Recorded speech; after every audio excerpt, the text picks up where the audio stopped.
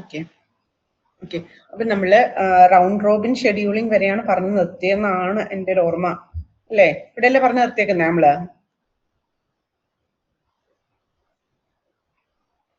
Okay okay. Round Robin എന്ന് പറഞ്ഞാൽ എന്തായിരുന്നു? ഓരോ പ്രോസസ്സിനും ഈക്വൽ ടൈം ഇന്റർവെൽ കൊടുത്തിട്ട് ആ ടൈം ഇന്റർവെല്ലിൽ എക്സിക്യൂട്ട് ചെയ്ത് കഴിയുമ്പോൾ അടുത്ത പ്രോസസ്സ് സ്വിച്ച് ചെയ്യണം. അങ്ങനെ നമ്മൾ ടൈം സ്ലൈസ് കൂടുതലാണെങ്കിൽ എന്താണ് ഡിസഡ്വാൻറ്റേജ്, കുറയുകയാണെങ്കിൽ എന്താണെന്നൊക്കെ നമ്മൾ പറഞ്ഞായിരുന്നു, ഓർക്കുന്നുണ്ടോ? ടൈം സ്ലൈസ് കൂടുതലാണെങ്കിൽ എന്തായി മാറും? അത് നോർമൽ FCFS അൽഗോരിതം പോലെ ആയി പോവും. ടൈം സ്ലൈസ് കുറവാണെങ്കിലോ നമ്പർ ഓഫ് കോണ്ടാക്ട് സ്വിച്ചിങ്ങിന്റെ എണ്ണം കൂടും എന്നൊക്കെ പറഞ്ഞായിരുന്നു, അല്ലേ? എനിവേ ടൈം ഷെയറിംഗ് സിസ്റ്റം പോലെയുള്ള ഓപ്പറേറ്റിംഗ് സിസ്റ്റത്തിനകത്ത് നമുക്ക് ഏറ്റവും കൂടുതലായിട്ട് ഇംപ്ലിമെന്റ് ചെയ്യാൻ പറ്റുന്ന, ഏറ്റവും നല്ല രീതിയിൽ ഇംപ്ലിമെന്റ് ചെയ്യാൻ പറ്റുന്ന ഒരു അൽഗോരിതമാണ് റൗണ്ട് റോബിൻ എന്ന് പറയുന്നത്. ഓക്കെ, അപ്പൊ ഇത്രയുമാണ് നമുക്ക് ജനറൽ ആയിട്ടുള്ള ഷെഡ്യൂളിംഗ് അൽഗോരിതം പഠിക്കാനുള്ളത്. ഏതൊക്കെയായിരുന്നു? First come first serve, shortest job first, അതിനകത്ത് ഷോർട്ടസ്റ്റ് റിമൈനിങ് ടൈം ഫസ്റ്റ് ഉണ്ട്, preemptive non preemptive. Non preemptive ആണെന്നുണ്ടെങ്കിൽ നമ്മൾ SJF എന്ന് പറയും. പ്രീഎംറ്റീവ് SJF പറയുന്ന പേരാണ് ഷോർട്ടസ്റ്റ് റിമൈനിങ് ടൈം ഫസ്റ്റ്. അങ്ങനെ അത് 3. പിന്നെ നമ്മൾ ഏതായിരുന്നു നോക്കിയത്? പ്രയോറിറ്റി ഷെഡ്യൂളിങ്ങിനകത്ത് പ്രീഎംറ്റീവും നോൺ പ്രീഎംറ്റീവും ഉണ്ട്. Then round robin scheduling algorithm. ഇത്രയുമാണ് നമുക്ക് ജനറൽ ആയിട്ട് നമ്മൾ യൂസ് ചെയ്യുന്ന ഷെഡ്യൂളിംഗ് അൽഗോരിതംസ്. അപ്പൊ നമ്മൾ പഠിക്കുമ്പോൾ ഇത് ഓരോന്നും എങ്ങനെയാണെന്ന്, പ്രീഎംറ്റീവ് ആണോ നോൺ പ്രീഎംറ്റീവ് ആണോ, അവിടെ നമ്മൾ എന്തിനെ ബേസ് ചെയ്തിട്ടാണ് CPU അലോക്കേറ്റ് ചെയ്ത് കൊടുക്കുന്നത് എന്നൊക്കെ നമുക്ക് മനസ്സിലാക്കണം. ഇനി അത് കൂടാതെ ജനറൽ ആയിട്ട് 2 ഷെഡ്യൂളിംഗ് അൽഗോരിതംസ് ഉണ്ട്, അതും കൂടി നമുക്ക് പഠിക്കാനുണ്ട്. അതെന്ന് പറയുന്നത് മൾട്ടി ലെവൽ ക്യൂ ഷെഡ്യൂളിംഗ് അൽഗോരിതവും and multi level feedback queue scheduling അൽഗോരിതവും ആണ് നമുക്ക് നെക്സ്റ്റ് നോക്കാനുള്ളത്. അതായത് ഇതാണ് multi level queue scheduling. Screen visible ആണല്ലോ അല്ലെ?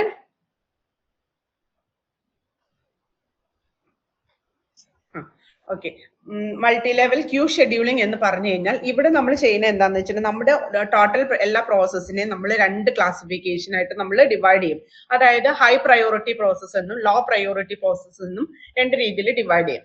അതായത് ഒരു ഓപ്പറേറ്റിംഗ് സിസ്റ്റത്തിനകത്തുള്ള പ്രോസസ്സുകളെ നമ്മൾ പ്രയോറിറ്റി അനുസരിച്ച് ക്ലാസിഫൈ ചെയ്യും. അതായത് ഹൈ പ്രയോറിറ്റി പ്രോസസ്സിന് നമ്മൾ പറയുന്നത് ഫോർഗ്രൗണ്ട് പ്രോസസ് എന്നാണ്. ഹൈ പ്രയോറിറ്റി പ്രോസസ്സിന് നമ്മൾ പറയുന്നത് ഫോർഗ്രൗണ്ട് പ്രോസസ് എന്നും ലോ പ്രയോറിറ്റി പ്രോസസ്സിനെ നമ്മൾ ബാച്ച് പ്രോസസ്സിംഗ് എന്ന് പറയും, അല്ലെങ്കിൽ ബാക്ക്ഗ്രൗണ്ട് പ്രോസസ്സിംഗ് എന്ന് പറയും.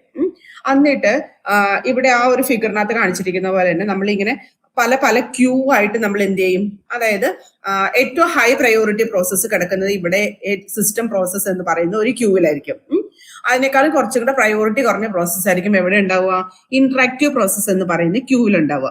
അതിനേക്കാളും കുറച്ചും കൂടെ പ്രയോറിറ്റി കുറഞ്ഞതായിരിക്കും എന്ത്? Q3 ഉണ്ടാവുക. അതിനേക്കാളും പ്രയോറിറ്റി കുറഞ്ഞത് ബാച്ച് പ്രോസസ്, അതിനേക്കാളും പ്രയോറിറ്റി കുറഞ്ഞത് സ്റ്റുഡന്റ് പ്രോസസ്. ഇങ്ങനെ പ്രയോറിറ്റിക്ക് അനുസരിച്ച് നമ്മൾ എന്ത് ചെയ്യും? പല പല ക്യൂവിൽ എന്ത് ചെയ്യും? ഓരോ പ്രോസസ്സിനെയും ഇടും. എന്നിട്ട് ഓരോ ക്യൂവിനും, എല്ലാ ക്യൂവും ഒരേ രീതിയിലല്ല ഇംപ്ലിമെന്റ് ചെയ്തിരിക്കുന്നത്. അതായത് ഫോർ എക്സാമ്പിൾ ആയിട്ട് പറയുന്നത് Q1 എന്ന് പറയുന്ന ഹൈ പ്രയോറിറ്റി പ്രോസസ്സ് നമ്മൾ റൗണ്ട് റോബിൻ ഷെഡ്യൂളിംഗ് അൽഗോരിതമാണ് യൂസ് ചെയ്യുക. ലോ പ്രയോറിറ്റി പ്രോസസ്സിനകത്ത് നമ്മൾ ആദ്യമേ പറഞ്ഞ first come first serve algorithm ആയിട്ട് യൂസ് ചെയ്യും. അതായത് സിമിലർ പ്രോസസ്സുകളെ, അതായത് എനിക്കിങ്ങനെ പറയാൻ പറ്റില്ലേ, അതായത് ഞാൻ പറഞ്ഞു ഏറ്റവും ഹൈ പ്രയോറിറ്റി പ്രോസസ്സിനെ നമ്മൾ എവിടെ കൊണ്ടുവന്നിടുക? സിസ്റ്റം പ്രോസസ്സ് എന്ന് പറയുന്ന ക്യൂവിലായിരിക്കും കൊണ്ടുവന്നിടുക. അപ്പൊ എനിക്ക് പറയാൻ പറ്റും സിമിലർ ആയിട്ടുള്ള പ്രോസസ്സുകളായിരിക്കും എന്തുണ്ടാവുക? ഒരു ക്യൂവിൽ ഉണ്ടാവുക.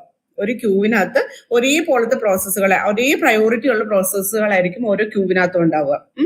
അപ്പം ഇവിടെ പ്രയോറിറ്റി അനുസരിച്ച് നമ്മൾ എന്ത് ചെയ്യും? ഓരോ പ്രോസസ്സിനെ ഡിവൈഡ് ചെയ്ത് ഓരോ ക്യൂവിനകത്തേക്കും അസൈൻ ചെയ്യും.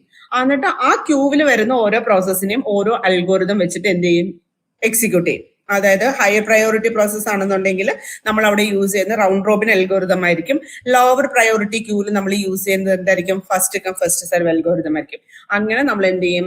ഇംപ്ലിമെന്റ് ചെയ്യുന്നതിന് ഇങ്ങനെ, അതായത് ഒന്നിൽ കൂടുതൽ ക്യൂ വെച്ചിട്ട് നമ്മൾ എന്ത് ചെയ്യണം? ഷെഡ്യൂളിംഗ് ചെയ്യുന്നതിനാണ് നമ്മൾ എന്തെന്ന് പറയുന്നത്? മൾട്ടി ലെവൽ ക്യൂ ഷെഡ്യൂളിംഗ് എന്ന് പറയുന്നത്. ഇതിനു മുന്നേ പഠിച്ചതിനകത്തല്ല നമ്മൾ എന്തായിരുന്നു? ഒരൊറ്റ റെഡി ക്യൂ മാത്രമേ നമ്മൾ കൺസിഡർ ചെയ്തിട്ടുണ്ടായിരുന്നുള്ളൂ, അല്ലെ? ആ ഒറ്റ ക്യൂ വെച്ചിട്ടാണ് നമ്മൾ എന്ത് ചെയ്തത്? എല്ലാ പ്രോസസ്സിനും നമ്മൾ എന്ത് ചെയ്ത് റെഡി ക്യൂലോട്ട് കൊണ്ടുവന്നിട്ട് അവിടെ നിന്ന് CPU എടുത്ത് എക്സിക്യൂട്ട് ചെയ്തുകൊണ്ടിരുന്നത്. ഇവിടെ എന്ന് പറഞ്ഞത് പ്രയോറിറ്റി അനുസരിച്ച് കുറെ ക്യൂ ആയിട്ട് ഡിവൈഡ് ചെയ്തിട്ടുണ്ട്. എന്നിട്ട് ഓരോ പ്രോസസ്സിനും ഓരോ ക്യൂവിനകത്തേക്ക് അസൈൻ ചെയ്ത് കൊടുക്കും. പിടികിട്ടിയോ?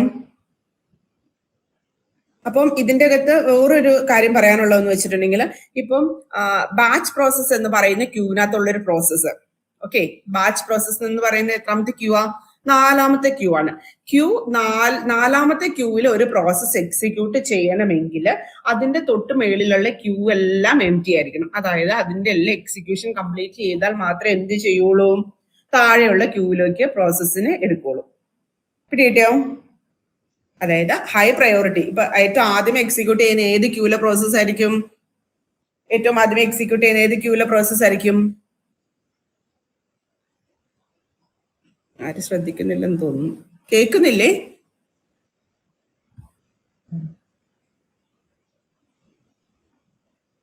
No response. കേൾക്കണ്ടോ? പിന്നെന്താ റെസ്പോൺസ് ഇല്ലാത്ത? അതായത് ഞാൻ പറഞ്ഞ ഇത്രേ പറഞ്ഞുള്ളൂ.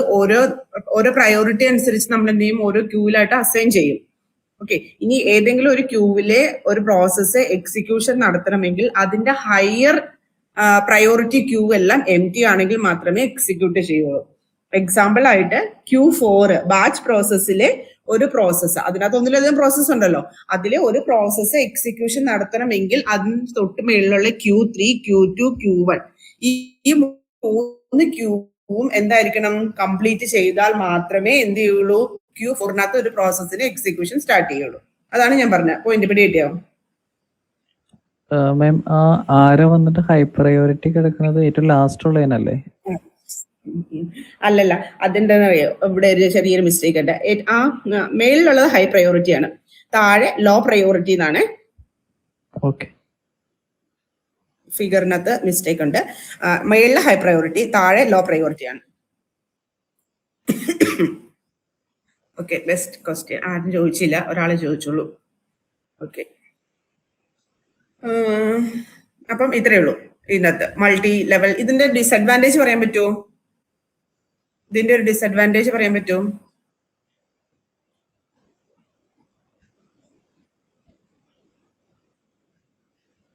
ആർക്കെങ്കിലും പറയാൻ പറ്റുമോ ഡിസഡ്വാൻറ്റേജ്?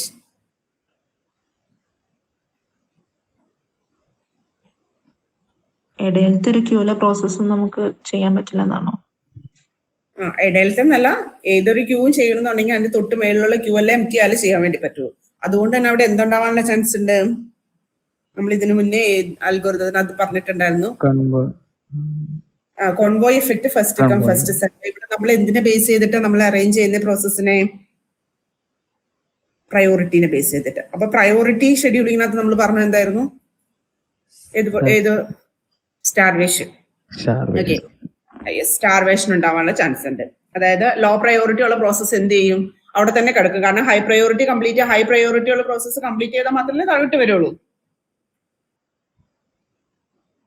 അതിനാണല്ലോ നമ്മൾ എന്തെന്ന് പറഞ്ഞത്, സ്റ്റാർവേഷൻ എന്ന് പറഞ്ഞത്. നമ്മൾ പ്രയോറിറ്റി ഷെഡ്യൂളിങ്ങിനകത്ത് പറഞ്ഞ സ്റ്റാർവേഷൻ എന്തായിരുന്നു? Low priority process high priority പ്രോസസ്സിന്റെ കംപ്ലീഷന് വേണ്ടിയിട്ട് വെയിറ്റ് ചെയ്യുന്ന സിനാരിയോ ആയിരുന്നു എന്ത്, സ്റ്റാർവേഷൻ. ഇവിടെയും സ്റ്റാർവേഷൻ ഉണ്ടാവാനുള്ള ചാൻസ് ഇല്ലേ? ഉണ്ടോ ഇല്ലയോ?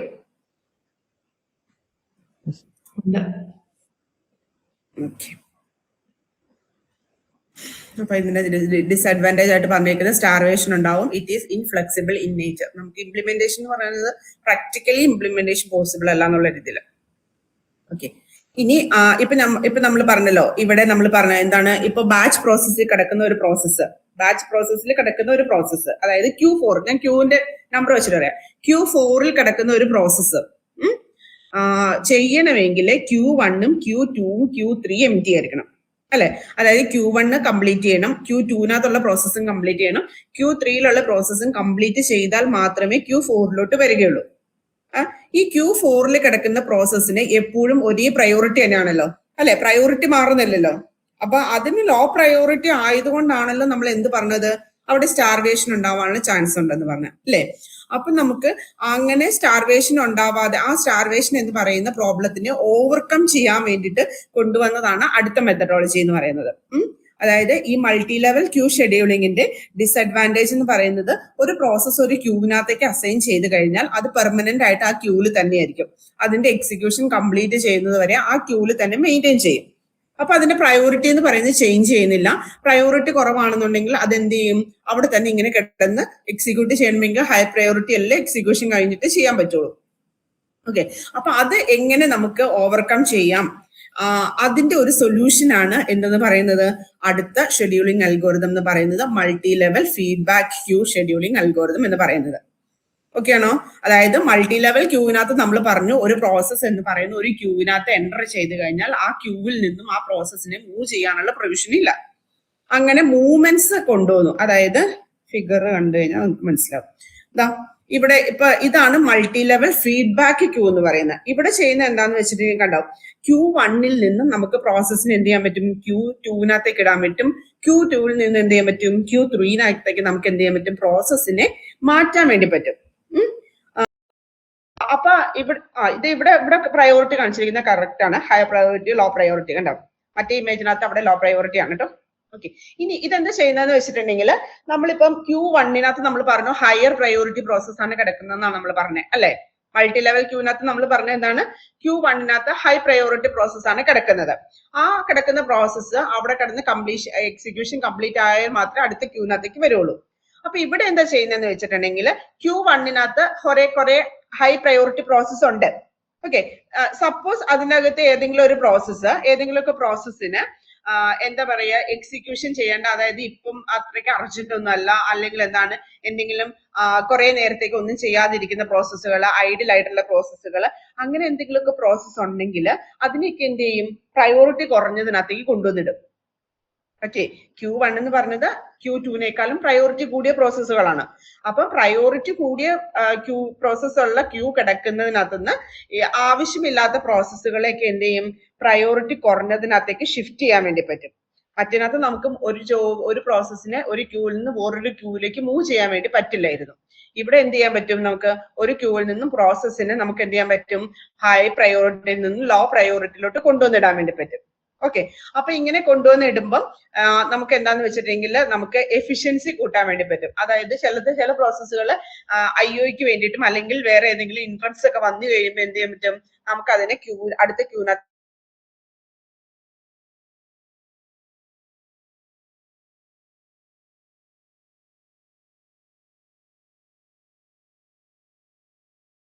കഴിഞ്ഞാൽ CPU-ന്റെ യൂട്ടിലൈസേഷൻ കൂട്ടാൻ വേണ്ടി പറ്റും. അപ്പൊ അങ്ങനത്തെ ഒരു മൂവ് ചെയ്ത് സ്റ്റാർവേഷൻ എന്ന് പറയുന്ന പ്രോബ്ലത്തിന് നമുക്ക് കുറച്ചൊക്കെ എന്ത് ചെയ്യാൻ പറ്റും, ഓവർകം ചെയ്യാൻ വേണ്ടി പറ്റും. ഓക്കെ, അതുപോലെ തന്നെ ഇവിടെ അപ്പൊ ഇങ്ങനെ കൊണ്ടുവന്നാൽ തന്നെയും ആ സ്റ്റാർവേഷൻ കംപ്ലീറ്റ് ആയിട്ട് മാറത്തില്ല. ഓക്കെ, അപ്പൊ ആ സ്റ്റാർവേഷനും കാര്യങ്ങളൊക്കെ അവോയ്ഡ് ചെയ്യാൻ വേണ്ടിയിട്ട് ഈ മൾട്ടി ലെവൽ ഫീഡ്ബാക്ക് ക്യൂവിനകത്ത് കുറച്ച് റൂൾസ് ആൻഡ് റെഗുലേഷൻസ് പറയുന്നുണ്ട്. അതായത് ഒരു 5 റൂൾസ് ഫോളോ ചെയ്യുകയാണെങ്കിൽ നമുക്ക് എന്ത് ചെയ്യാൻ പറ്റും, ഈ മൾട്ടി ലെവൽ ഫീഡ്ബാക്ക് ക്യൂ എന്ന് പറയുന്നത് നമുക്ക് ബെറ്റർ അൽഗോരിതം എന്നുള്ള രീതിയിൽ നമുക്ക് ഇംപ്ലിമെന്റ് ചെയ്യാൻ വേണ്ടി പറ്റുമെന്നാണ് പറയുന്നത്. എന്താണ്, കുറച്ച് ജനറൽ റൂൾസ് ഉണ്ട്. ആ റൂൾസ് അനുസരിച്ച് നമ്മൾ ഫോളോ ചെയ്യുകയാണെങ്കിൽ മൾട്ടി ലെവൽ ഫീഡ്ബാക്ക് ക്യൂ എന്ന് പറയുന്ന ഈ ഷെഡ്യൂളിംഗ് അൽഗോരിതം നമുക്ക് എന്ത് ചെയ്യാൻ പറ്റും, കുറച്ചും കൂടെ ബെറ്റർ ആയിട്ട് എഫിഷ്യൻസി കൂട്ടാൻ വേണ്ടിയിട്ട് പറ്റും എന്നാണ് പറയുന്നത്. ഓക്കെ, അപ്പൊ അതിന്റെ അകത്ത് ഒരു 5 റൂൾസ് പറയുന്നുണ്ട്. ഈ പാരഗ്രാഫിനകത്ത് പറയുന്നത് എന്താണെന്ന് വെച്ചാൽ നമ്മൾ പറഞ്ഞ പ്രോബ്ലം 2 രീതിയിൽ ടേൺ അറൗണ്ട് ടൈമും റെസ്പോൺസ് ടൈമിന്റെ കാര്യമാണ്. അത് ഞാനിപ്പോ പറയാം. ഇതാണ് ബേസിക് റൂൾസ് എന്ന് പറയുന്നത്. ഈ 5 കേട്ടോ നമ്മൾ ബേസിക് റൂൾസ്. ഇത് ഇമ്പോർട്ടന്റ് ആണ്, ഇത് പഠിച്ചു വെക്കണേ. ഇത് ചിലപ്പോൾ ചോദിക്കാനുള്ള ക്വസ്റ്റ്യൻ ആയിട്ട് വരാൻ ഉള്ള ഒരു പ്രോബബിലിറ്റി കാണുന്നുണ്ട്. അതായത് മൾട്ടി ലെവൽ ഫീഡ്ബാക്ക് ക്യൂവിന്റെ റൂൾസ്. ഓക്കെ, അതായത് ഇതിന് മുന്നേ ഉണ്ടായിരുന്ന സിലബസിനകത്ത് ഇല്ലാതിരുന്ന ഒരു കൺസെപ്റ്റ് ആണ് ഇത് കേട്ടോ. ഇതിന് മുന്നേ ഉണ്ടായിരുന്ന സിലബസിനകത്ത് നമ്മൾ ഇങ്ങനത്തെ ഈ റൂൾസ് ആൻഡ് റെഗുലേഷൻസ് ഒന്നും പറയുന്നുണ്ടായിരുന്നില്ല. മൾട്ടി ലെവൽ ഫീഡ്ബാക്ക് എന്താന്ന് മാത്രം പറഞ്ഞ് അങ്ങനെ നിർത്തുകയായിരുന്നു. അപ്പൊ ഇത് എക്സ്ട്രാ വന്നതുകൊണ്ട് ചിലപ്പോൾ നമുക്ക് ചോദിക്കാനുള്ള ചാൻസ് ഉണ്ട്. ഓക്കെ, അപ്പൊ ഇതിനകത്ത് പറയുന്ന 5 റൂളാണ്, വളരെ എളുപ്പമാണ്. ഒന്നെന്ന് പറയുന്നത് ഒരു പ്രോസസ്സിന്റെ പ്രയോറിറ്റി വേറൊരു പ്രോസസ്സിന്റെ പ്രയോറിറ്റിനേക്കാളും കൂടുതലാണെങ്കിൽ ഹൈ പ്രയോറിറ്റി എന്ത് ചെയ്യും, എക്സിക്യൂട്ട് ചെയ്യും. അതാണ് പ്രയോറിറ്റി ബേസ്ഡ് എക്സിക്യൂഷൻ എന്ന് പറയുന്നത്. ഒന്നുമില്ല. ഓക്കെ, പ്രയോറിറ്റി ബേസ്ഡ് എക്സിക്യൂഷൻ എന്ന് പറഞ്ഞാൽ എന്താണ്, A എന്ന് പറയുന്ന പ്രോസസ്സിന്റെ പ്രയോറിറ്റി B എന്ന് പറയുന്ന പ്രോസസ്സിന്റെ പ്രയോറിറ്റിനേക്കാളും കൂടുതലാണെങ്കിൽ A റൺ ചെയ്യണം, B വെയിറ്റ് ചെയ്യണം. ഓക്കെ, ഇനി രണ്ടാമത് പറയുന്നത് ഒരേ പ്രയോറിറ്റി വരികയാണെങ്കിൽ, സെയിം പ്രയോറിറ്റി വരികയാണെങ്കിൽ അവിടെ നമ്മൾ എന്ത് ചെയ്യണം, രണ്ടിനും ഈക്വൽ ടൈം സ്ലൈസ് കൊടുക്കണം. ഓക്കെ, അതായത് എയുടെ പ്രയോറിറ്റിയും ബിയുടെ പ്രയോറിറ്റി സെയിം ആണെന്ന് വിചാരിക്കുക. അങ്ങനെയാണെന്നുണ്ടെങ്കിൽ എക്ക് നമ്മൾ കൊടുക്കുന്ന അതേ ടൈം തന്നെ ബിക്ക് കൊടുത്ത് നമ്മൾ round robin scheduling algorithm implement ചെയ്യാം. ഓക്കെ, ഇനി മൂന്നാമത്തേത് എന്ന് പറയുന്നത് ഒരു പ്രോസസ്സ് സിസ്റ്റത്തിൽ എൻ്റർ ചെയ്യുമ്പോൾ തന്നെ ഏറ്റവും ഹൈ ലെവൽ ക്യൂവിൽ എന്ത് ചെയ്യാം, ഏറ്റവും ഹയസ്റ്റ് ആയിട്ടുള്ള ക്യൂ ഉണ്ടല്ലോ, ആ ക്യൂവിനകത്തേക്ക് കൊണ്ടുവന്ന് എൻ്റർ ചെയ്യാം. അപ്പൊ അത് ഹൈ പ്രയോറിറ്റി ആണല്ലോ. അപ്പൊ അത് ആവശ്യമില്ല എന്നുണ്ടെങ്കിൽ നമുക്ക് എന്ത് ചെയ്യാൻ പറ്റും, അതിനെ താഴോട്ട് മൂവ് ചെയ്യിക്കാൻ വേണ്ടി പറ്റും. ഓക്കെ, അതേസമയം താഴെ കൊണ്ടിട്ട് നമുക്ക് അതിനെ എന്ത് ചെയ്യാൻ പറ്റില്ല, മുകളിലോട്ട് മൂവ് ചെയ്യാൻ പറ്റുന്നില്ലല്ലോ. അതുകൊണ്ട് എന്ത് ചെയ്യാൻ പറ്റും, നമ്മള് എന്താ വരുന്ന പുതിയ പ്രോസസ്സിനൊക്കെ എന്ത് ചെയ്യാം, ഹൈ പ്രയോറിറ്റി ക്യൂവിനകത്തേക്ക് ഇടുക. അതാണ് മൂന്നാമത്തെ റോള്. ഇനി നാലാമത്തെ എന്ന് പറയുന്നത് പ്രയോറിറ്റി എന്ത് ചെയ്യുക, നമ്മൾ കുറച്ച് കൊടുക്കുക എന്നുള്ള. അതായത് പ്രയോറിറ്റി ഡിമോഷൻ എന്ന് പറഞ്ഞാൽ പ്രയോറിറ്റി നമ്മൾ എന്ത് ചെയ്യണം, കുറയ്ക്കണം. അതായത് if a process uses its entire time quantum in a queue without finishing or going for an IO. അതായത് ഒരു പ്രോസസ്സിന്റെ മുഴുവൻ ടൈമും അത് ക്യൂവിൽ വെയിറ്റ് ചെയ്യാന്ന് വിചാരിക്കാം, ഒന്നും ചെയ്യുന്നില്ല. എന്താണ് ഒരു പ്രോസസ്സ് അതിന്റെ ഫുൾ അതിന് കൊടുത്തിരിക്കുന്ന, ഇപ്പൊ എക്സാമ്പിൾ ആയിട്ട് പറയാം, P1 എന്ന് പറയുന്ന പ്രോസസ്സ് ക്യൂവിൽ കിടക്കുക. ആ P1ന്റെ ഫുൾ ടൈം, അതായത് 4 മില്ലി സെക്കൻഡ് അതിന് കൊടുത്തു എന്ന് വിചാരിക്കാം. ആ 4 മില്ലി സെക്കൻഡും അത് എക്സിക്യൂഷൻ നടത്തുന്നില്ല.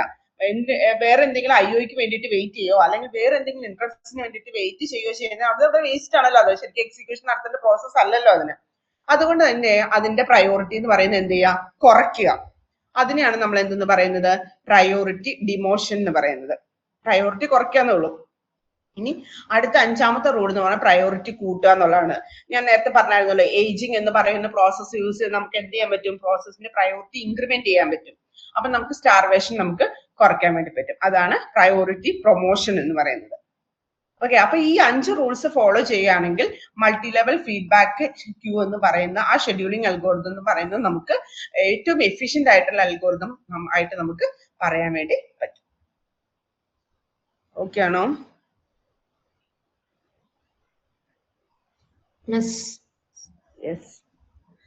ഇതില് ആദ്യത്തെ പോയിന്റില് പ്രയോറിറ്റി ഓഫ് എയും ബിയും പറയുന്നില്ലേ, ഈ എയും ബിയും പ്രോസസ് ഒരു ക്യൂല് കിടക്കുന്നതാണോ? യെസ്,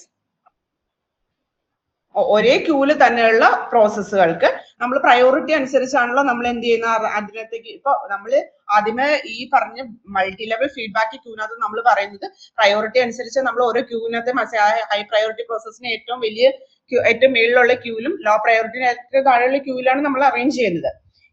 അത് കൂടാതെ ഈ 5 റൂൾസ് ഫോളോ ചെയ്താലാണ് നമുക്ക് എന്തെന്ന് പറയാൻ പറ്റുള്ളൂ, എഫിഷ്യന്റ് എന്ന് പറയാൻ പറ്റുള്ളൂ. ഒരു ക്യൂവിൽ തന്നെ പ്രയോറിറ്റി കൂടിയ പ്രോസസ്സിന് എന്ത് ചെയ്യുക, ആദ്യമേ എക്സിക്യൂട്ട് ചെയ്യുക. ഇനി ഒരേ ക്യൂവിൽ തന്നെ 2 പ്രോസസ്സിന് ഒരേ പ്രയോറിറ്റി വരികയാണെങ്കിൽ ഈക്വൽ ടൈം സ്ലൈസ് കൊടുത്ത് 2 മാറി മാറി ചെയ്യുക. അല്ലാതെ ഒരെണ്ണത്തിന് മാത്രം കൊടുത്തിട്ട് മറ്റേനെ വെയിറ്റ് ചെയ്യിക്കരുത് എന്നാണ് ഉദ്ദേശിച്ചത്.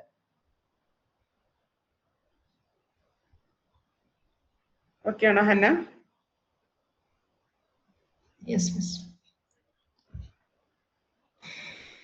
ഇനി ഇവിടെ 2 ഡിസഡ്വാൻറ്റേജ് പറയുന്നുണ്ടായിരുന്നു.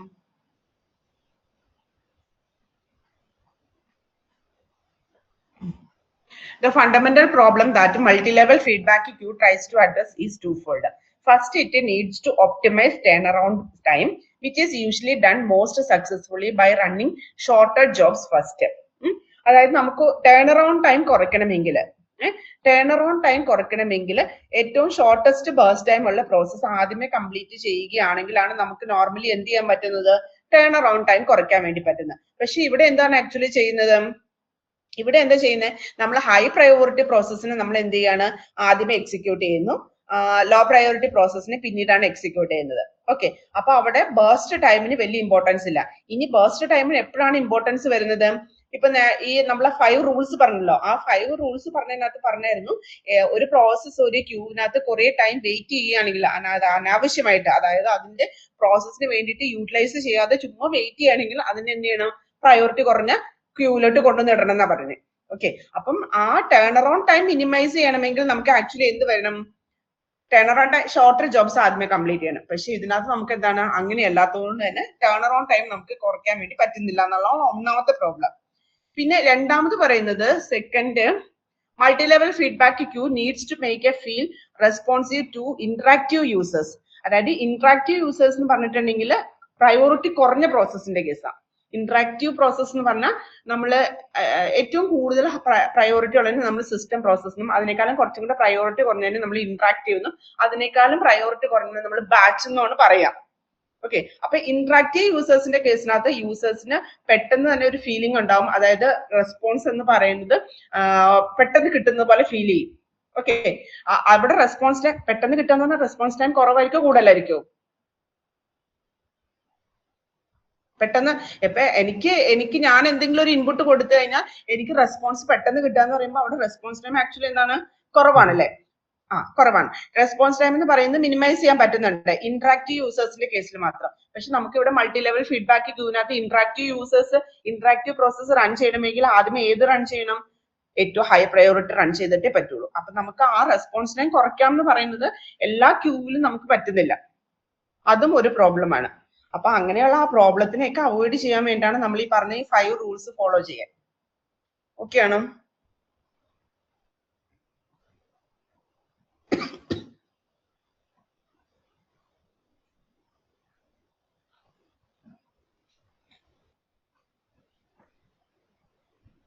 ഇനി അടുത്തത് നമുക്ക് ലാസ്റ്റ് ടോപ്പിക് ആണ് ഈ മൊഡ്യൂളിനകത്ത് last topic, threads.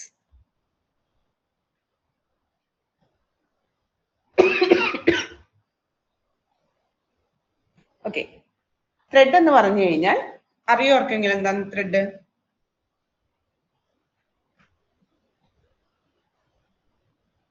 Okay, thread എന്ന് പറഞ്ഞിട്ടുണ്ടെങ്കിൽ നമ്മൾ ഒരു പ്രോസസ്സിനെ, അതായത് ഒരു പ്രോസസ്സിനെ തന്നെ നമുക്ക് ഇപ്പൊ ഞാൻ എക്സാമ്പിൾ പറയാം.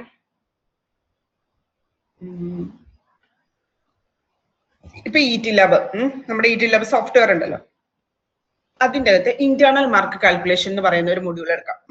ഇന്റേണൽ മാർക്ക് കാൽക്കുലേഷൻ നമുക്കറിയാം. ഇന്റേണൽ മാർക്ക് എന്ന് പറഞ്ഞു കഴിഞ്ഞാൽ അവിടെ 3 ഫാക്ടേഴ്സ് വരും അല്ലെ? ഏതൊക്കെയാണ്? അറ്റൻഡൻസ് വരും, അസൈൻമെന്റ് വരും, ടെസ്റ്റ് പേപ്പർ വരും ആണല്ലോ. അപ്പൊ അവിടെ നമുക്ക് ഈ അറ്റൻഡൻസ് കാൽക്കുലേറ്റ് ചെയ്യുന്നത് ഒരു മൊഡ്യൂളായിട്ടും, എന്താണ് സീരിയസിന്റെ മാർക്ക് വരുന്നത് ഒരു മൊഡ്യൂളായിട്ടും, പിന്നെന്താണ് അസൈൻമെന്റ്, 3 മൊഡ്യൂൾസ് കൂടി ചേർന്നാണ് എന്തെന്ന് പറയുന്നത്? ഇന്റേണൽ മാർക്ക് എന്ന് പറയുന്നത്. എനിക്ക് അങ്ങനെ പറയാൻ വേണ്ടി പറ്റുമല്ലോ. അതായത് ഒരു പ്രോസസ്സിനകത്ത് ചെറിയ ചെറിയ സബ് ടാസ്കുകൾ വരാം, അങ്ങനെ എനിക്ക് പറയാൻ പറ്റില്ലേ? ഒരു പ്രോസസ്സ് എന്ന് പറഞ്ഞു കഴിഞ്ഞാൽ ആ ഒരു പ്രോസസ്സ് എന്ന് പറഞ്ഞാൽ എന്താ? ഒരു പ്രോസസ്സ് എന്ന് പറഞ്ഞാൽ എന്താ actually? What is mean by process? Program in the active state. Programming execution ആണ് എന്തെന്ന് പറയുന്നത്? പ്രോസസ്. അതായത് ഇപ്പൊ ആ ഇടി ലാബിന്റെ ഇന്റേണൽ മാർക്ക് കാൽക്കുലേറ്റ് ചെയ്യാനുള്ള പ്രോഗ്രാം ഞാൻ എഴുതി.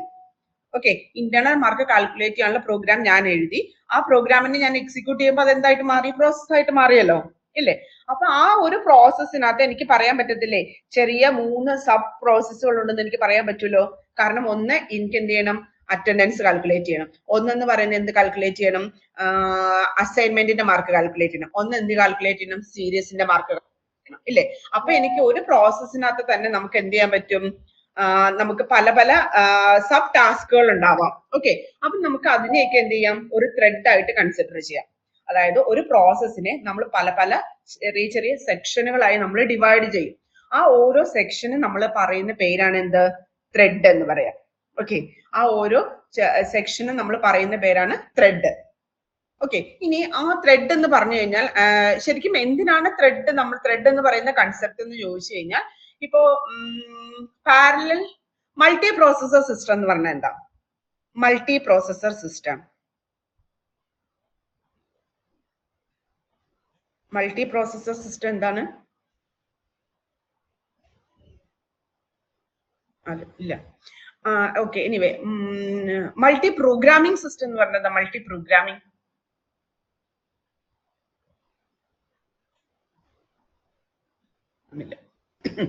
ഓക്കെ, മൾട്ടി പ്രോഗ്രാമിംഗ് എന്ന് പറഞ്ഞു കഴിഞ്ഞാൽ ഇപ്പൊ 5 പ്രോഗ്രാം ഉണ്ട്. ആ 5 പ്രോഗ്രാമിനെയും ഒരു പ്രോസസ്സർ തന്നെ എക്സിക്യൂട്ട് ചെയ്യാന്നാണ്. ഓക്കെ, 5 പ്രോഗ്രാം ഉണ്ട്. ഈ 5 പ്രോഗ്രാമിനെ എന്ത് ചെയ്യണം? ഒരു CPU തന്നെ എക്സിക്യൂട്ട് ചെയ്യുക. ഇനി മൾട്ടി പ്രോസസർ എന്ന് പറഞ്ഞാൽ 5 പ്രോഗ്രാമും 5 CPU ആയിരിക്കും. ഓക്കെ, അപ്പൊ ഓരോ CPU എടുത്ത് എക്സിക്യൂഷൻ നടത്താം. പക്ഷെ മൾട്ടി പ്രോഗ്രാമിംഗ് എന്ന് പറയുന്ന കൺസെപ്റ്റിനകത്ത് നമുക്ക് ഈ ത്രെഡ് ഒക്കെ വരും. കാരണം എന്താണെന്ന് വെച്ചിട്ടുണ്ടെങ്കിൽ മൾട്ടി പ്രോഗ്രാമിംഗ് എന്ന് പറഞ്ഞാൽ ഒന്നിലധികം പ്രോഗ്രാം അല്ലെങ്കിൽ ഒന്നിലധികം പ്രോസസ്സിനെ ഒരൊറ്റ CPU ആണ് എക്സിക്യൂട്ട് ചെയ്യുന്നത്. ഓക്കെ, അപ്പൊ ആ എക്സിക്യൂഷനകത്ത് നമ്മൾ എന്താ ചെയ്യുന്നത് വെച്ചിട്ടുണ്ടെങ്കിൽ എല്ലാ പ്രോസസ്സിനെയും പല പല ത്രെഡുകളായിട്ട് ഡിവൈഡ് ചെയ്യും. എന്നിട്ട് ഈ ത്രെഡ്സ് എന്ത് ചെയ്യും? പാരലലി കൺകറന്റ്ലി എക്സിക്യൂട്ട് ചെയ്യും. കൺകറന്റ്ലി എന്ന് പറഞ്ഞാൽ എന്താ? ഒരുമിച്ച് എക്സിക്യൂട്ട് ചെയ്യും. അതായത് ഒരു പ്രോസസ്സിനകത്തെ ഒരു ത്രെഡും വേറൊരു പ്രോസസ്സിനകത്തെ ഒരു ത്രെഡ് എന്ത് ചെയ്യാൻ പറ്റും, കൺകറന്റ്ലി എക്സിക്യൂട്ട്, ഒരേ സമയത്ത് സൈമൾട്ടേനിയസ് ആയിട്ട് എക്സിക്യൂട്ട് ചെയ്യാൻ പറ്റും. അങ്ങനെയാണ് ഈ മൾട്ടി പ്രോഗ്രാമിംഗ് കൺസെപ്റ്റിനകത്ത് ചെയ്യുന്നത്. ഒന്നിലധികം പ്രോഗ്രാമിനെ ഇങ്ങനെ ഒരേ ടൈമിൽ എക്സിക്യൂട്ട് ചെയ്യുന്നത്. ഓരോ പ്രോഗ്രാമിനെയും പല പല ത്രെഡുകളായിട്ട് ഡിവൈഡ് ചെയ്തിട്ട് ഈ ത്രെഡ്സ് ആണ് പാരലലി എക്സിക്യൂട്ട് ചെയ്യുന്നത്. ഓക്കെ, അപ്പൊ അവിടെ യൂസ് ചെയ്യുന്ന കൺസെപ്റ്റ് ത്രെഡ് ആണ്. ഇനി ഇതിനെ നമുക്ക് CPU യൂട്ടിലൈസേഷന്റെ ബേസിക് യൂണിറ്റ് എന്ന് പറയാൻ പറ്റും. അതെന്തായിരിക്കും അങ്ങനെ പറയുന്നതിന് കാരണം? ഈ ത്രെഡ്സ് പ്രോസസ്സ് എന്ന് പറഞ്ഞാൽ നമുക്കറിയാം, ഒരു പ്രോസസ്സിൽ നിന്നും വേറൊരു പ്രോസസ്സിനെ എടുക്കുന്ന സമയത്ത് അവിടെ നമുക്കൊരു കുറച്ച് ടൈം വേണം അല്ലെ? ടൈം വേണ്ടേ? എന്തിനു വേണ്ടിയിട്ട് ആ ടൈം എടുക്കുന്നത്? CPU ഒരു പ്രോസസ്സിനെ എക്സിക്യൂട്ട് ചെയ്തിട്ട് അടുത്ത പ്രോസസ്സിനെ എടുക്കാൻ വേണ്ടിയിട്ട് കുറച്ച് സമയം എടുക്കും എന്ന് പറയും. എന്തായിരിക്കും ആ സമയം? സ്റ്റേറ്റ് സേവ് ചെയ്യാൻ വേണ്ടിട്ടാണ്. അതിനെന്തെന്ന് പറയാം നമ്മള്? അതിനൊരു ആ ടൈമിന് നമ്മൾ പേര് പറയില്ലായിരുന്നു, എന്തെന്ന്? കോണ്ടെക്സ്റ്റ് സ്വിച്ചിങ് എന്ന് പറയും ഇല്ലേ? എന്തെന്ന് പറയും? കോണ്ടെക്സ്റ്റ് സ്വിച്ചിങ് അല്ലെ? അതായത് ഒരു പ്രോസസ്സിനെ എക്സിക്യൂഷൻ ചെയ്തിട്ട് CPU അടുത്ത പ്രോസസ്സിനെ എടുക്കണമെങ്കിൽ എന്ത് ചെയ്യണം? PCBയിൽ നിന്നും ആ എക്സിക്യൂട്ട് ചെയ്യുന്ന പ്രോസസ്സിന്റെ ഡീറ്റെയിൽസ് ഒക്കെ കളക്ട് ചെയ്യണം. ഓക്കെ, അപ്പൊ അതിന് വേണ്ടിയിട്ട് അവിടെ സ്വിച്ചിങ് നടക്കുന്നുണ്ടായിരുന്നു, കോണ്ടെക്സ്റ്റ് സ്വിച്ച്. അതിന് വേണ്ടിയിട്ട് ഒരു ടൈം വേണമെന്നൊക്കെ നമ്മൾ പറഞ്ഞിട്ടുണ്ടായിരുന്നു ഇല്ലേ? അപ്പൊ ആ പ്രോസസ്സിന് നമ്മൾ ഇങ്ങനെ ഒന്നിലധികം പ്രോസസ്സിനെ എക്സിക്യൂട്ട് ചെയ്യണമെങ്കിലും അതിന്റെ ഇടയ്ക്ക് ടൈം ഗ്യാപ്പ് വരും. അപ്പൊ CPU യൂട്ടിലൈസേഷൻ എന്ന് പറയുന്നത് കൂടുതലായിരിക്കും കുറവായിരിക്കുമോ?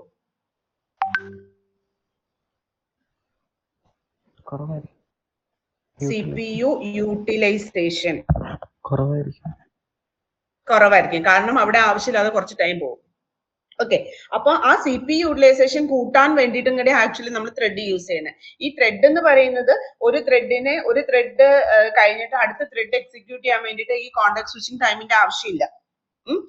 ത്രെഡ്സ് എന്ന് പറയുന്നത് എന്തായിരിക്കും? ചിലപ്പോൾ ഒരു പ്രോസസ്സിലായിരിക്കാം, അല്ലെങ്കിൽ വേറൊരു പ്രോസസ്സിലായിരിക്കാം. അത് നമുക്ക് സ്വിച്ച് ചെയ്യുന്നതിന് വേണ്ടിയിട്ട് പ്രോസസ്സ് സ്വിച്ച് ചെയ്യുന്നത് പോലെ അത്രയും ടൈമിന്റെ ആവശ്യം വരത്തില്ല. അതുകൊണ്ട് തന്നെയാണ് നമ്മൾ അതിനെ എന്തെന്ന് പറയുന്നത്? CPU യൂട്ടിലൈസേഷന്റെ ഏറ്റവും ബേസിക് ആയിട്ടുള്ള യൂണിറ്റ് ആണ് എന്തായിട്ട് പറയുന്നത്? ത്രെഡ് ആയിട്ട് പറയുന്നത്. ഇനി പ്രോസസ്സിനകത്ത് നമ്മൾ പറഞ്ഞായിരുന്നു, പ്രോസസ്സിന് എന്തൊക്കെ ഡീറ്റെയിൽസ് ഉണ്ടാവും? PCB എന്ന് പറയുന്നത് പ്രോസസ് കൺട്രോൾ ബ്ലോക്ക് ആണ്. PCBയിൽ പ്രോസസ്സിനെ കുറിച്ചുള്ള ഇൻഫർമേഷൻസ് ഒക്കെ സ്റ്റോർ ചെയ്യും. എന്തൊക്കെ ഇൻഫർമേഷൻ സ്റ്റോർ ചെയ്യാം PCBയിലും? Process ID, program counter, list of open files, memory management informations, scheduling informations എന്നൊക്കെ പറഞ്ഞ് നമ്മൾ കുറെ കാര്യങ്ങൾ പഠിച്ചിട്ടുണ്ടായിരുന്നു അല്ലേ? അതെല്ലാം ഒരു പ്രോസസ്സിന്റെ ഡീറ്റെയിൽസ് PCBയിൽ സ്റ്റോർ ചെയ്യും. അതേപോലെ തന്നെ ഈ ത്രെഡ്സിന്റെ ഡീറ്റെയിൽസും ഈ PCBയുടെ ഉള്ളിൽ തന്നെ, ഒരു പ്രോസസ്സിനകത്ത് 5 ത്രെഡ് ഉണ്ടെങ്കിൽ ആ ഒരൊറ്റ PCBയിൽ തന്നെ ആയിരിക്കും ഈ ത്രെഡ്സിന്റെ ഡീറ്റെയിൽസ് എല്ലാം സ്റ്റോർ ചെയ്യുക. ഓക്കെ, ത്രെഡ്സിന് മെയിൻ ആയിട്ടുള്ള ഡേറ്റ എന്തൊക്കെയാന്ന് പറഞ്ഞാൽ, ത്രെഡിന് ഓരോ ID ഉണ്ടാവും, അതിനൊരു പ്രോഗ്രാം കൗണ്ടർ കാണും, അതിനൊരു രജിസ്റ്റർ സെറ്റ് കാണും, സ്റ്റാക്ക് കാണും. ഈ 4 സാധനങ്ങളാണ് എന്തിനുണ്ടാവുക? ഒരു ത്രെഡിന് സെപ്പറേറ്റ് ആയിട്ട് ഉണ്ടാവുന്ന കാര്യങ്ങൾ. ഓക്കെ, എന്തൊക്കെയാണ്? ത്രെഡ് ID ഉണ്ടാവും. ത്രെഡ് ID എന്ന് പറഞ്ഞാൽ യൂണീക്ക് ആയിട്ടുള്ള ഒരു ID, ത്രെഡിനെ ഐഡന്റിഫൈ ചെയ്യാനുള്ള ഒരു ID. പിന്നെ പ്രോഗ്രാം കൗണ്ടർ എന്ന് പറഞ്ഞാൽ എന്താണ്? നെക്സ്റ്റ് എക്സിക്യൂട്ട് ചെയ്യുന്ന ത്രെഡിന്റെ മെമ്മറി അഡ്രസ് ആയിരിക്കും. നമ്മൾ മറ്റേത് പറഞ്ഞ എന്തായിരുന്നു? നെക്സ്റ്റ് എക്സിക്യൂട്ട് ചെയ്യേണ്ട ഇൻസ്ട്രക്ഷന്റെ അഡ്രസ് ആണ് പ്രോഗ്രാം കൗണ്ടറിൽ സ്റ്റോർ ചെയ്യുക. ത്രെഡിന്റെ കേസിനകത്ത് പ്രോഗ്രാം കൗണ്ടറിൽ എന്തായിരിക്കും? നെക്സ്റ്റ് എക്സിക്യൂട്ട് ചെയ്യേണ്ട ത്രെഡിന്റെ അഡ്രസ്. പിന്നെ രജിസ്റ്റർ സെറ്റ് എന്ന് പറഞ്ഞാൽ എന്താണ്? അതിനാവശ്യമായിട്ടുള്ള വേരിയബിൾസ് ഒക്കെ, ചിലപ്പോൾ ത്രെഡിന്റെ എക്സിക്യൂഷന് വേണ്ടിയിട്ട് എന്തെങ്കിലും ഇന്റേണൽ വേരിയബിൾസ് ഒക്കെ വേണ്ടി വരും അല്ലെ? ആ വേരിയബിൾസ് ഒക്കെയാണ് രജിസ്റ്ററിനകത്ത് വരിക. പിന്നെ സ്റ്റാക്ക് എന്ന് പറഞ്ഞാൽ എന്താണ്? പ്രീവിയസ് ആയിട്ട് ഈ ത്രെഡ് എന്തെങ്കിലും എക്സിക്യൂട്ട് ചെയ്തിട്ടുണ്ടെങ്കിൽ അതിന്റെ ഇൻഫർമേഷനും കാര്യങ്ങളൊക്കെ എവിടെ ഉണ്ടാവും? സ്റ്റാക്കിനകത്ത് ഉണ്ടാവും. ഓക്കെ, ഇനി ഈ ത്രെഡ് എന്ന് പറഞ്ഞല്ലോ, നമ്മൾ ഒരു പ്രോസസ്സിനകത്ത് ഒന്നിലധികം ത്രെഡ്സ് ഉണ്ടാവാം, ഇല്ലെങ്കിൽ എന്താണ് എത്ര ത്രെഡ് ഉണ്ട് എന്നുള്ളതിനെ ബേസ് ചെയ്തിട്ട് നമുക്ക് രണ്ട് ത്രെഡ് ഉണ്ട്, സിംഗിൾ ത്രെഡഡ് പ്രോസസ്സും മൾട്ടി ത്രെഡഡ് പ്രോസസ്സും. ഓക്കെ, ഒരു പ്രോസസ്സിനകത്ത് ഒരൊറ്റ ത്രെഡ് മാത്രമേ ഉള്ളൂ എങ്കിൽ അതിന് ഞാൻ എന്തെന്ന് പറയും? സിംഗിൾ ത്രെഡഡ് പ്രോസസ്സ് എന്ന് പറയും. ഇനി ഒരു പ്രോസസ്സിനകത്ത് ഒന്നിലധികം ത്രെഡ്സ് ഉണ്ടെങ്കിലോ മൾട്ടി ത്രെഡഡ് പ്രോസസ്സ് എന്ന് പറയും. ഇനി ഈ ഫിഗറിനകത്തേക്ക് നോക്കാം. ഫിഗർ കാണാലോ അല്ലെ? ഈ ഫിഗറിനകത്ത് ആദ്യമേ കാണിച്ചിരിക്കുന്ന ഇമേജ് എന്ന് പറയുന്നത് സിംഗിൾ ത്രെഡഡിന്റെ, രണ്ടാമത് കാണിച്ചിരിക്കുന്ന മൾട്ടി ത്രെഡഡിന്റെയാണ്. ഇതിനകത്ത് നോക്കിയിട്ട് എന്താ നിങ്ങൾക്ക് പറയാൻ വേണ്ടി പറ്റുന്നത്? എന്തായിരിക്കും സിംഗിൾ ത്രെഡ്? സിംഗിൾ ത്രെഡ് എന്ന് പറഞ്ഞാൽ ഒരു ത്രെഡേ ഉള്ളൂ, ഒരു പ്രോസസ്സിനകത്ത് ഒരു ത്രെഡേ ഉള്ളൂ. ഇതിനകത്ത് ഏറ്റവും മേളിൽ കൊടുത്തിരിക്കുന്നുണ്ട് കോഡ്, ഡേറ്റ, ഫയൽസ്. കണ്ടോ? അതെന്ന് പറയുന്നത് മറ്റേ മൾട്ടി ത്രെഡഡ് നോക്കി, അതിൻ്റെ അകത്ത് കോഡ്, ഡേറ്റ, ഫയൽസ് എന്ന് പറയുന്നത് ഈ കോഡ് സെക്ഷനും ഡേറ്റ സെക്ഷനും ഫയൽ സെക്ഷൻ എന്ന് പറയുന്നത് ഒരു പ്രോസസ്സിനകത്ത് എത്ര ത്രെഡ്സ് ഉണ്ടെങ്കിലും എന്തായിരിക്കും, കോമൺ ആയിരിക്കും. ഓക്കെ, അതായത് 10 ത്രെഡ് ഉണ്ടെങ്കിലും ഈ 10 ത്രെഡിനും എന്തായിരിക്കും, ഈ കോഡ് സെക്ഷനും ഡാറ്റ സെക്ഷനും ഫയൽ സെക്ഷനും കോമൺ ആയിരിക്കും. ഒരു ത്രെഡ് ഉള്ളെങ്കിലും 2 ത്രെഡ് ഉള്ളെങ്കിലും എത്ര ത്രെഡ്സ് ആണെങ്കിലും ആ 3 അതായത് കോഡും ഡേറ്റയും ഫയൽസ് എന്ന് പറയുന്നത് ഷെയറബിൾ ആണ്, കോമൺ ആണ്. ഇനി ഓരോ ത്രെഡിനും സെപ്പറേറ്റ് ആയിട്ട് എന്തൊക്കെയുള്ളത്, നമ്മൾ നേരത്തെ പറഞ്ഞായിരുന്നു thread I D, program counter, register, stack. അതിനകത്ത് ത്രെഡ് ഐ ഡി മാത്രം ഇവിടെ കാണിച്ചിട്ടില്ല, ബാക്കി 3 നോക്കിയാൽ രജിസ്റ്റേഴ്സും പ്രോഗ്രാം കൗണ്ടറും സ്റ്റാക്കും. അതാണ് മൾട്ടി ത്രെഡിനകത്ത് നോക്കി കഴിഞ്ഞാൽ 3 ത്രെഡ് ഉണ്ട്. 3 ത്രെഡിനും എന്തുണ്ട്, പ്രോഗ്രാം കൗണ്ടർ ഉണ്ട്, സ്റ്റാക്ക് ഉണ്ട്, രജിസ്റ്റേഴ്സ് ഉണ്ട്. ഫിഗർ മനസ്സിലായോ?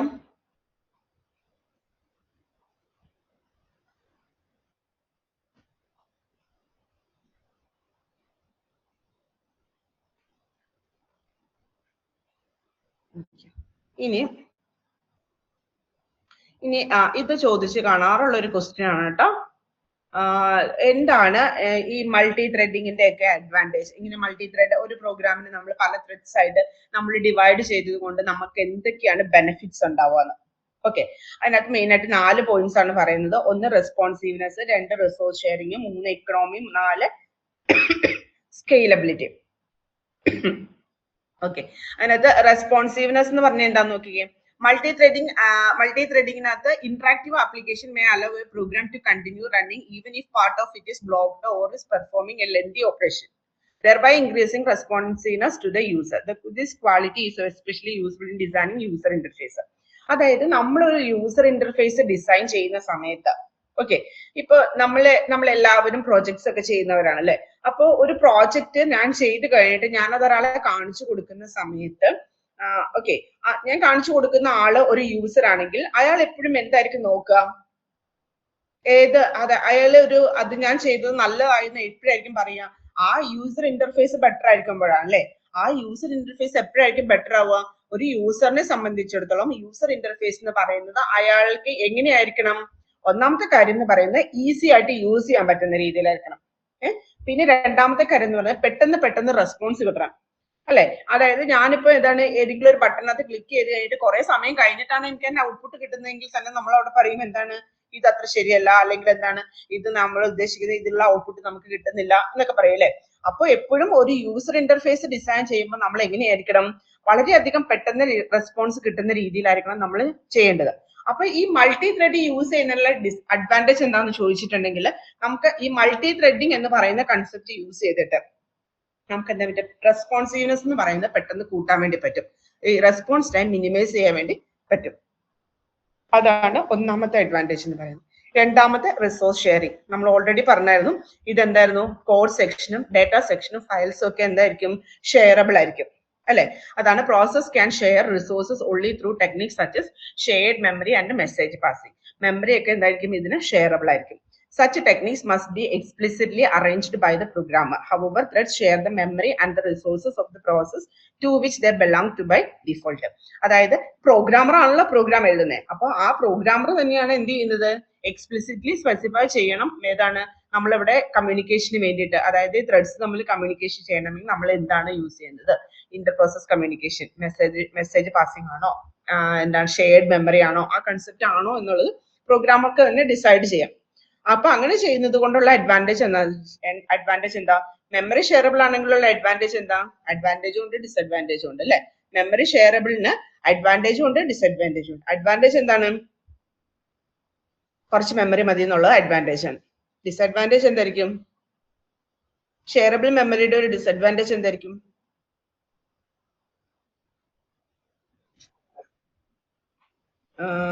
എങ്ങനെ അല്ല എല്ലാ യൂസറിനും സെയിം മെമ്മറിയാ സപ്പോസ് അങ്ങനെ വിചാരിക്കുക, അതായത് ഞാൻ ആക്സസ് ചെയ്യുന്നതും നിങ്ങൾ എല്ലാവരും ആക്സസ് ചെയ്യുന്നത് സെയിം മെമ്മറിയാണ്. അപ്പൊ അവിടെ ഉണ്ടാകാവുന്ന ഒരു ഡിസഡ്വാൻറ്റേജ് റെസ്പോൺസീവ്നെസ് അല്ല, ഒരു ഡിസഡ്വാൻറ്റേജ് ഉണ്ടല്ലോ, എന്തായിരിക്കും,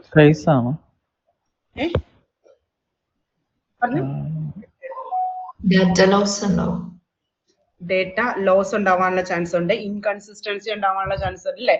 അതായത് ഞാൻ ഏതെങ്കിലും ഒരു ഡേറ്റനെ ആക്സസ് ചെയ്തിട്ട് ഞാൻ ചേഞ്ചസ് വരുത്താം, അത് എല്ലാവർക്കും റിഫ്ലക്ട് ആവണം എന്ന് നിർബന്ധമൊന്നുമില്ല. അതുപോലെ തന്നെ അവരത് അവർക്കും കൂടെ യൂസ് ചെയ്യുന്നതായതുകൊണ്ട് അവർ ഉദ്ദേശിക്കുന്ന രീതിയിൽ ആവണമെന്നില്ല. അപ്പൊ ഇൻകൺസിസ്റ്റൻസി എല്ലാം ഉണ്ടാവാനുള്ള ചാൻസ് ഉണ്ട്. എന്നിരുന്നാൽ തന്നെ നമുക്ക് മെമ്മറി കുറവായതുകൊണ്ട് തന്നെ നമുക്ക് എന്തെന്ന് പറയാൻ പറ്റും, അതൊരു അഡ്വാൻറ്റേജ് ആയിട്ട് കൺസിഡർ ചെയ്യാം. പിന്നെ എക്കണോമി എന്ന് പറയുന്നത് കോസ്റ്റിന്റെ കേസിലാണ് കേട്ടോ. കോസ്റ്റ് കുറവായിരിക്കും. എങ്ങനെയാ കോസ്റ്റ് കുറവാവുക? By resource sharing. Resource sharing ആയതുകൊണ്ട് തന്നെ കോസ്റ്റ് എങ്ങനെയായിരിക്കും? കുറവായിരിക്കും. Then scalable. സ്കെയിലബിൾ എന്ന് പറഞ്ഞാൽ എന്താ? നമുക്ക് എന്തെങ്കിലും ഒരു സ്കെയിലബിൾ ഒരു പ്രോജക്റ്റ് അല്ലെങ്കിൽ ഒരു ആപ്ലിക്കേഷൻ സ്കെയിലബിൾ ആണെന്ന് പറഞ്ഞാൽ എന്തായിരിക്കും അതിന്റെ മീനിങ്? എന്താ?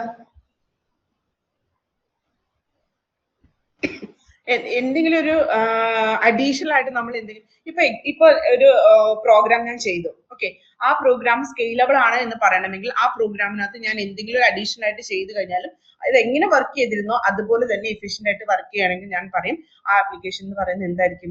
സ്കെയിലബിൾ ആയിരിക്കും എന്ന് പറയും. സംഭവം പിടികിട്ടി? എന്താണ് സ്കെയിലബിലിറ്റി എന്ന് മനസ്സിലായോ? അതായത് ഞാനിപ്പോ ഒരു പ്രോഗ്രാം ചെയ്തു, അത് എക്സിക്യൂട്ട് ചെയ്ത് എനിക്ക് ഔട്ട്പുട്ട് കിട്ടി, ഓക്കെ. ആ പ്രോഗ്രാമിനകത്ത് ഞാൻ ചെറിയൊരു മോഡിഫിക്കേഷൻ വരുത്തി, എന്തെങ്കിലും അല്ലെങ്കിൽ ഒരു മൊഡ്യൂൾ ഒരു ഫംഗ്ഷൻ എന്തെങ്കിലും ഞാൻ ആഡ് ചെയ്തു. ആഡ് ചെയ്ത് കഴിഞ്ഞിട്ട് ഞാൻ അതിനെ എക്സിക്യൂട്ട് ചെയ്യുമ്പോഴും എനിക്ക് അതിന് മുന്നേ എന്തുണ്ടായിരുന്നോ അതേ എഫിഷ്യൻസിയിൽ തന്നെ എനിക്ക് എന്ത് കിട്ടണം? ഔട്ട്പുട്ട് കിട്ടുകയാണെങ്കിൽ ഞാൻ പറയും അതെന്താണ്? സ്കെയിലബിൾ ആണെന്ന് പറയും. ഓക്കെ, അപ്പൊ ഈ മൾട്ടി ത്രെഡ്സ് യൂസ് ചെയ്യുന്നത് കൊണ്ടുള്ള സ്കെയിലബിലിറ്റി എന്തായിരിക്കും? ഏതെങ്കിലും ഒരു ത്രെഡിന് എന്തെങ്കിലും പ്രശ്നം സംഭവിച്ചാൽ തന്നെയും അത് നമ്മൾ നമ്മളിവിടെ കുറെ മോഡൽസ് യൂസ് ചെയ്യുന്നുണ്ട്. ഓക്കെ, ആ മോഡൽസ് പറയുമ്പോൾ നിങ്ങൾക്ക് അത് മനസ്സിലാവും. നമ്മൾ യൂസ് ചെയ്യുന്ന മോഡലിനനുസരിച്ച് ഒരു ത്രെഡിന് എന്തെങ്കിലും കംപ്ലൈന്റ് പറ്റിയാലും അത് ടോട്ടൽ വർക്കിങ്ങിനെ അത് അഫക്ട് ചെയ്തില്ല. ഓക്കെ, അതുകൊണ്ട് നമ്മൾ പറയും എന്താണ്? ഇത് സ്കെയിലബിൾ ആണെന്ന് പറയും. ഓക്കെ, ഇനി ഇന്നത്തെ ഇതും കൂടെ ഉള്ളൂ. മൾട്ടി ത്രെഡിങ് മോഡൽസ് കൂടെ കഴിഞ്ഞ് നമ്മുടെ മൊഡ്യൂൾ ഓവർ എന്ന് വിചാരിക്കുന്നു. വേറെ ഏതെങ്കിലും ടോപ്പിക് വിട്ടുപോയിട്ടുണ്ടോ? ഇല്ലെന്ന് തോന്നുന്നു. ഓക്കെ, അപ്പൊ ഇനി ഇതും കൂടെ എടുത്ത് നിർത്താല്ലേ? ഇന്നത്തെ നമ്മൾ ഓഡിയോ തീർക്കാം. ഓക്കെ, മൾട്ടി ത്രെഡിങ് മോഡൽസിനകത്ത് പറയുന്നത് രണ്ട് ടൈപ്പിലുള്ള ത്രെഡ്സ് ആണ് നമ്മൾ പറയുക. യൂസർ ത്രെഡ്സും കേർണൽ ത്രെഡ്സും. ഓക്കെ, യൂസർ ത്രെഡ്സ് എന്ന് പറഞ്ഞാൽ എന്താ? നമ്മുടെ പ്രോഗ്രാമർ ക്രിയേറ്റ് ചെയ്യുന്ന ത്രെഡ്സ് ആണ് എന്തെന്ന് പറയുന്നത്? യൂസർ ത്രെഡ് എന്ന് പറയുന്നത്. അത് യൂസറിന്റെ ഏരിയയിലായിരിക്കും എക്സിക്യൂഷൻ നടത്തുക. ഇനി കേർണൽ ത്രെഡ്സ് എന്ന് പറഞ്ഞാൽ എന്താണ്? കേർണലായിട്ട് ക്രിയേറ്റ് ചെയ്യുന്ന ത്രെഡ്സ് ആണ് എന്ത്? കേർണൽ ത്രെഡ്സ് എന്ന് പറഞ്ഞാൽ. ഇനി അങ്ങനെ പറയുകയാണെങ്കിൽ ഇപ്പൊ യൂസർ ത്രെഡ് എന്ന് പറഞ്ഞാൽ നമ്മൾ ജാവയിലൊക്കെ നമ്മൾ ത്രെഡ്സ് യൂസ് ചെയ്യുന്നുണ്ട് അല്ലെ? അതെല്ലാം യൂസർ ത്രെഡ്സ് ആണ്. അതായത് യൂസറിന് ഒരു OS എടുത്തു കഴിഞ്ഞാൽ OSന് രണ്ട് സ്പേസസ് ഉണ്ടാവും. യൂസർ സ്പേസും ഉണ്ടാവും, കേർണൽ സ്പേസും ഉണ്ടാവും. യൂസർ സ്പേസിനകത്തായിരിക്കും എന്ത് ചെയ്യാം? യൂസറിന്റെ പ്രോഗ്രാം എല്ലാം എക്സിക്യൂട്ട് ചെയ്യാം. ഇനി ഓപ്പറേറ്റിംഗ് സിസ്റ്റത്തിന്റെ ഫയൽസ് ഒക്കെ ഇരിക്കുന്നത് എവിടെയായിരിക്കും? കേർണലിലായിരിക്കും. ഇത് രണ്ടും എങ്ങനെയായിരിക്കണം? അതായത് യൂസർ ഒരിക്കലും എന്ത് ചെയ്യാൻ പാടില്ല? OSന്റെ ഫയൽസിനകത്ത് കയറി സ്റ്റോർ ചെയ്യാൻ പറ്റരുത്. ആ സ്പേസിൽ കയറി സ്റ്റോർ ചെയ്യരുത്. ആ ഒരു കൺസെപ്റ്റിൽ നമ്മൾ OSന്റെ ആ ഒരു സ്പേസ്, OS സ്റ്റോർ ചെയ്യുന്ന സ്പേസിനെ തന്നെ നമ്മൾ രണ്ടായിട്ട് ഡിവൈഡ് ചെയ്തിട്ടുണ്ട്. അതായത് യൂസറിന് വേണ്ടിയിട്ട് കുറച്ച് സ്പേസ്, OSന് വേണ്ടിയിട്ട്, കേർണലിന് വേണ്ടിയിട്ട് കുറച്ച് സ്പേസ്. അപ്പം യൂസറിന്റെ സ്പേസിലായിരിക്കും യൂസർ ത്രെഡ്സ് ക്രിയേറ്റ് ചെയ്യുക. കേർണലിന്റെ സ്പേസിലായിരിക്കും എന്ത് ചെയ്യുക? കേർണൽ ത്രെഡ്സ് ക്രിയേറ്റ് ചെയ്യുക. കേർണൽ ത്രെഡ്സ് എന്ന് പറയുന്നത് എപ്പോഴും ഇപ്പൊ വിൻഡോസിൽ ക്രിയേറ്റ് ചെയ്യുന്ന ഒരു ത്രെഡ് ഒരിക്കലും യൂണിക്സിൽ വർക്ക് ആവണമെന്നില്ല.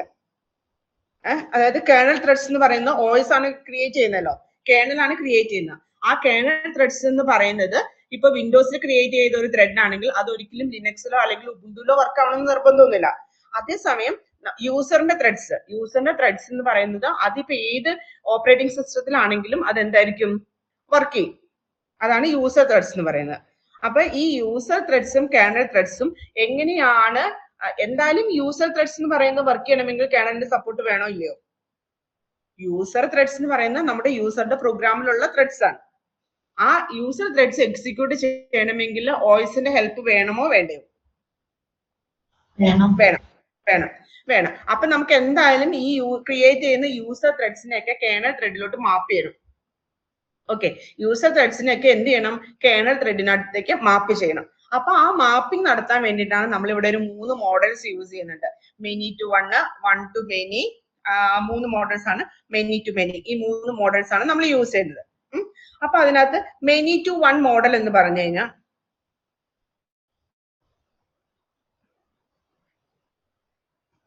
രണ്ട് ഇമേജും കൂടെ ആഡ് ചെയ്യാനുണ്ടായിരുന്നു. ഓക്കെ, ആ പേരിൽ നിന്ന് തന്നെ മനസ്സിലാവുമല്ലോ. മെനി ടു വൺ എന്ന് പറഞ്ഞായിരിക്കും ഒന്നിൽ കൂടുതൽ യൂസർ ത്രെഡ്സിനെ ഒരൊറ്റ കേർണൽ ത്രെഡിലോട്ടാണ് മാപ്പ് ചെയ്തിരിക്കുന്നത്. എന്താണ്, ഒന്നിൽ കൂടുതൽ യൂസർ ത്രെഡ്സിനെ എന്ത് ചെയ്തേക്കാണ്, ഒറ്റ കേർണൽ ത്രെഡിലോട്ട് മാപ്പ് ചെയ്തിരിക്കുന്ന കൺസെപ്റ്റിനെയാണ് നമ്മൾ എന്തെന്ന് പറയാ, മെനി ടു വൺ എന്ന് പറയാം. ഓക്കെ, അങ്ങനെ ചെയ്യുമ്പോൾ എന്താന്ന് വെച്ചിട്ടുണ്ടെങ്കിൽ ഈ യൂസർ ഒന്നിൽ കൂടുതൽ യൂസർ ത്രെഡ്സിനെയാണല്ലോ നമ്മൾ കേർണലിനകത്തേക്ക് മാപ്പ് ചെയ്തിരിക്കുന്നത്. ഏതെങ്കിലും ഒരു യൂസർ ത്രെഡ് എന്ന് പറയുന്നത് ബ്ലോക്ക് ആയി കഴിഞ്ഞു കഴിഞ്ഞാൽ അത് നമ്മുടെ ടോട്ടൽ OSന്റെ ഓപ്പറേഷനെ എഫക്ട് ചെയ്യും. കാരണം കേർണൽ ത്രെഡ് ഒരെണ്ണല്ലേ ഉള്ളൂ. മെനി ടു വൺ എന്ന് പറഞ്ഞാൽ ഒരൊറ്റ കേർണലേ ഉള്ളൂ, കേർണൽ ത്രെഡേ ഉള്ളൂ. എല്ലാ യൂസർ ത്രെഡിനെയും കൂടെ ഒരൊറ്റ കേർണൽ ത്രെഡിനകത്തേക്ക് മാപ്പ് ചെയ്തേക്കും. അതിനെയാണ് നമ്മൾ മെനി ടു വൺ എന്ന് പറയുന്നത്. അപ്പൊ 1 to 1 എന്തായിരിക്കും, ഓരോ യൂസർ ത്രെഡിനെ ഓരോ കേർണൽ ത്രെഡിനകത്തേക്ക് നമ്മൾ മാപ്പ് ചെയ്യും. അതിന്റെ ഒരു ഡിസഡ്വാൻറ്റേജ് എന്ന് വെച്ചാൽ നമ്മൾ കേർണൽ ത്രെഡ്സിന്റെ എണ്ണം കൂടുതലായിട്ട് വരും. അതായത് ഇപ്പൊ സപ്പോസ് 1000 യൂസർ ത്രെഡ് ആണെങ്കിൽ 1000 കേർണൽ ത്രെഡ്സും വേണ്ടി വരും. പക്ഷെ ഈ കേർണൽ ത്രെഡ്സിന്റെ എണ്ണം എന്ന് പറയുന്നത് ഓരോ ഓപ്പറേറ്റിംഗ് സിസ്റ്റത്തിനകത്തും ലിമിറ്റഡ് ആണ്. അതായത് യൂസർ ത്രെഡ്സിന്റെ അത്രയും തന്നെ കേർണൽ ത്രെഡ്സിന് നമുക്ക് ക്രിയേറ്റ് ചെയ്യാൻ വേണ്ടി പറ്റില്ല. അപ്പൊ ഈ മാപ്പിംഗ് എന്ന് പറയുന്നത് എന്തായിരിക്കും, ഇൻഎഫക്റ്റ് ആയി പോകും. അതായത് ഓരോ യൂസർ ത്രെഡിനെയും ഓരോ കേർണൽ ത്രെഡിനായിട്ട് മാപ്പ് ചെയ്യണമെങ്കിൽ എത്ര യൂസർ ത്രെഡ് ഉണ്ടോ അത്രയും കേർണൽ ത്രെഡ് ഉണ്ടാക്കണം. പക്ഷെ അതെന്ന് പറയുന്നത് ചിലപ്പോൾ പോസിബിൾ ആവത്തില്ല. നമ്പർ ഓഫ് ത്രെഡ്സ് കൂടുതലാണെങ്കിൽ പോസിബിൾ ആവത്തില്ല. കാരണം കേർണൽ ത്രെഡിന് ലിമിറ്റേഷൻ ഉണ്ട്. അപ്പൊ ആ ലിമിറ്റ് വരെ പോകാൻ പറ്റുള്ളൂ. അപ്പൊ നമുക്ക് എല്ലാ യൂസർ ത്രെഡിനെയും കേർണൽ ത്രെഡിലായിട്ട് ചിലപ്പോൾ മാപ്പ് ചെയ്യാൻ പറ്റിയത് വരത്തില്ല. അതൊരു ഡിസഡ്വാൻറ്റേജ് ആണ്. ഇനി മെനി ടു മെനി, ഇതാണ് ഏറ്റവും എഫക്റ്റീവ് ആയിട്ടുള്ള മോഡൽ എന്ന് പറയുന്നത്. ഇതിനകത്ത് നമ്മൾ ചെയ്യുന്നതെന്ന് വെച്ചാൽ പല ഒന്നിലധികം യൂസർ ത്രെഡ്സിനെ ഒന്നിൽ ഓക്കെ. അപ്പൊ ഇതിനകത്ത് ആയി കഴിഞ്ഞാലും ആ കേർണൽ ത്രെഡിനെ മാത്രമല്ല അത് ഒന്നിൽ കൂടുതൽ കേർണൽ ത്രെഡിനകത്തേക്ക് മാപ്പ് ചെയ്തിരിക്കുന്നതുകൊണ്ട് എന്താണ്, ഏതെങ്കിലും ഒരു കേർണൽ ത്രെഡ് ഏതെങ്കിലും ഒരു കേർണൽ ത്രെഡിന് എന്തെങ്കിലും പ്രോബ്ലം പറ്റിക്കഴിഞ്ഞാൽ എന്താണ്, യൂസർ ത്രെഡ് എല്ലാം എക്സിക്യൂട്ട് ചെയ്തോളൂ. കാരണം ഒരു ത്രെഡിനെ തന്നെ, ഒരു യൂസർ ത്രെഡിനെ തന്നെ ഒന്നിലധികം കേർണലിനകത്തേക്ക് മാപ്പ് ചെയ്തിട്ടുണ്ടാവും.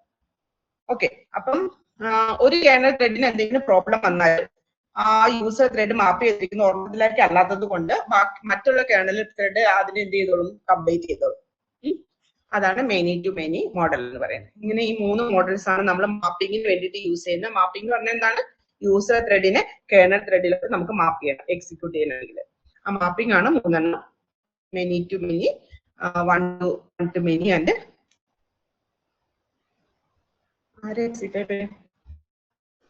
അപ്പൊ ഏതാണ്ട് നമ്മുടെ മൊഡ്യൂൾ തീർന്നു. ഫസ്റ്റ് മൊഡ്യൂൾ തീർന്നിട്ടുണ്ട്.